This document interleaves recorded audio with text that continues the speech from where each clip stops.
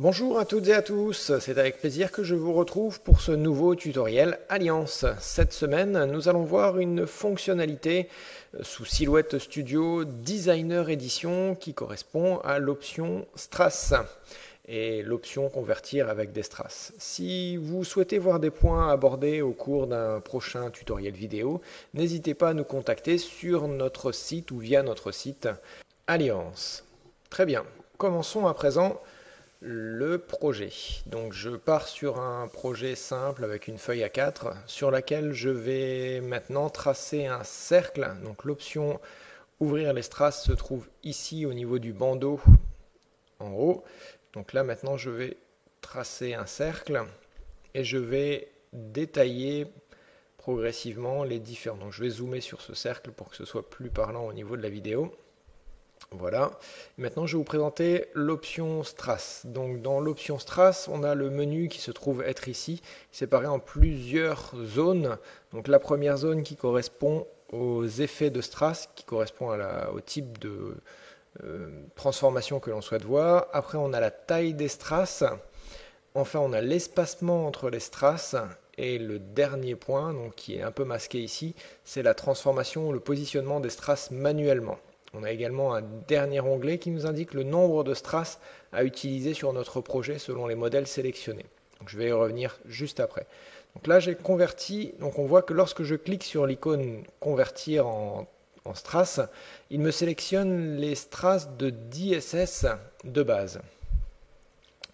Dans ce cas-là, je peux après modifier la taille de mes strass comme je le veux ou comme je le souhaite, puis espacer ceci comme bon me semble en augmentant la molette comme on l'a vu ici. Donc je peux de nouveau modifier les strass et rechanger l'espacement sans problème. Donc ici en bas on voit le nombre de strass que j'ai au total sur mon projet sélectionné. Donc si je viens tracer un nouveau cercle, donc là attention, vous allez voir, je souhaite avoir mon cercle en 16 SS. Si je le sélectionne ici, ça ne fonctionnera pas parce que lorsque je vais transformer en contour, nativement, il va me le remettre en 10 SS. Vous allez voir, donc là, je vais cliquer sur l'option contour et voilà. Donc là, ça passe en 10 SS. Je peux après transformer ma forme en 16 en sélectionnant le 16, mais il faudra faire attention à ça.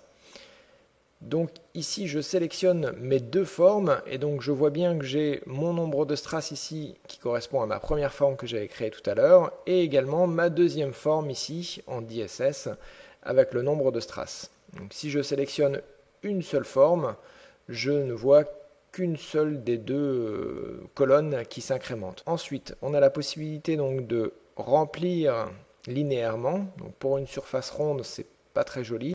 Et enfin le remplissage radial qui est beaucoup plus joli. Donc on voit à chaque fois que le nombre de strass augmente étant donné que je fais un remplissage de ma forme.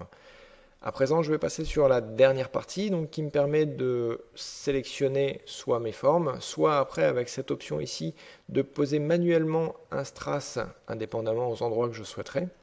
Donc là je vais revenir en arrière pour effacer les strass que j'ai positionnés. Et enfin l'outil main levée qui lorsque j'appuie un simple clic me permet de commencer ma forme et je reclique une deuxième fois pour finaliser ma forme. Donc là par exemple je fais un petit serpentin, voilà.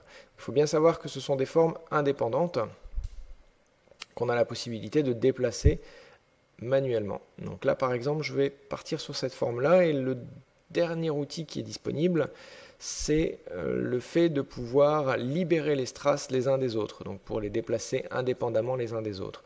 Donc, je ne sais pas si vous vous souvenez, on avait la possibilité de réaliser cette option avec l'option scinder en tracé composite, donc que l'on ne retrouve pas ici au niveau du menu. Donc, pour petit rappel, je vais vous montrer donc avec deux cercles. Donc, je vais tracer un premier cercle ici, puis un deuxième. Donc, souvent, lorsque l'on vectorise, on obtient une forme. Donc là, je vais la convertir. Je vais sélectionner mes deux formes. Donc là, on voit que je n'ai pas l'option scinder en tracé composé sur mes deux formes. Donc là, je fais un clic droit. Je vais créer un tracé composite. Je vais déplacer ma forme. Donc je la désélectionne pour bien vous montrer qu'il s'agit bien d'une seule et unique forme avec mes deux cercles. Lorsque je fais un clic droit dessus, j'ai bien scindé en tracé composite. Lorsque je clique dessus, il me sépare indépendamment mes deux formes, donc mes deux cercles. Chose que je ne retrouve pas ici au niveau de l'onglet au niveau de mes strass. Pourquoi? Simplement parce que cette ligne de strass correspond à une forme pour le logiciel. Donc, je vais vous montrer ça par rapport à un autre exemple concret, vous allez vite comprendre pourquoi. Si vous préférez, si je venais à déformer cette forme, il me rajouterait des strass au fur et à mesure sur ma forme. Un exemple sera plus parlant, donc je vais créer un nouveau projet, donc avec une ligne droite ici que je vais convertir en strass. Donc voilà, je clique sur contour, je vais augmenter la taille des strass pour que ce soit un peu plus visuel. Je vais maintenant dupliquer ma forme. Voilà, comme ça je me retrouve avec mes deux lignes de strass parfaitement identiques. Je vais maintenant transformer l'une des deux, libérer les strass. Voilà, donc je sélectionne l'intégralité de mes strass. Je vais les grouper pour faire une seule et unique forme, comme juste au-dessus. Lorsque je fais un clic droit dessus, je vais cliquer sur créer un tracé composite plutôt, excusez-moi, pour avoir vraiment une seule et unique forme. Donc, si je clique dessus, je vois que j'ai des cercles indépendants les uns des autres. Si je zoome, donc si je voulais faire une déformation, cela ne fonctionnerait pas du tout en fait. Je déformerais mes cercles, les points de mes cercles. Alors que si je réalise la même opération avec l'autre, lorsque je double-clique dessus, voilà, si je rajoute un point, j'ai la possibilité donc de transformer ma forme et le nombre de strass augmente proportionnellement. Donc là par exemple je suis à 28 strass. Si je redéforme ma forme en rajoutant un point supplémentaire ici et en augmentant, cela va me rajouter des strass. Je retourne dans l'option strass et je suis à présent sur 30 strass au lieu des 28 de tout à l'heure. Voilà, c'est tout pour la présentation de l'option strass sous Silhouette Studio Designer Edition. Je vous souhaite de très bonnes découpes à tous et je vous dis à la semaine prochaine pour un nouveau tutoriel. Si jamais vous avez des questions, n'hésitez pas à nous contacter via notre formulaire sur notre site.